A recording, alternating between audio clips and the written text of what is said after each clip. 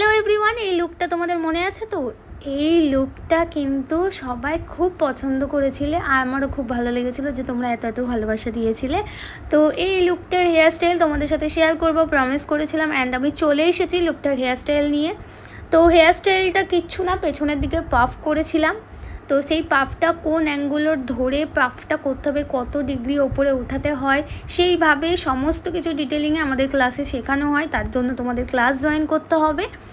তো এই হলো বিষয়। আমি এখানে পাফটা পুরো কমপ্লিট করে নিয়েছি অ্যান্ড ক্লিপিংও করে নিয়েছি। তারপর এখানে করেছি আমি সামনের ফ্রন্টের দিকে একটু অ্যাডভান্স ভ্যারিয়েশনের মধ্যে। তো প্রথমে তোমরা দেখতে পেলে আমি শাইন স্প্রে দিয়ে ভালো করে চুলটাকে কম করে নিয়েছি। তারপর কতটা চুল আমি এখানে ব্যাক কমিং করব সেভাবে ব্যাক কমিংও করে নিয়েছি।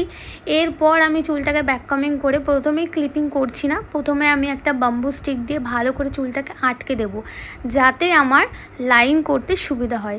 তারপরে আমি স্প্রে ইউজ করে হালকা হালকা হাতে লাইন করব। একদম হালকা হাতে তোমরা এই লাইনগুলো তুলবে, দেখবে প্রপার হবে।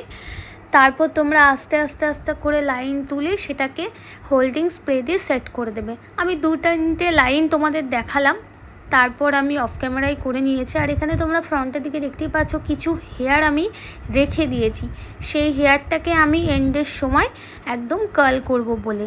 তো এইভাবে আলতো হাতে তোমরা লাইনগুলো করবে, একদম প্রপার লাইন হবে। আর ও চুলগুলো খুব ছোট ছিল, আমার একটু সমস্যাও হচ্ছিল, তাও সেটাকে হোল্ডিং স্প্রে দিয়ে ম্যানেজ করে নিয়েছি।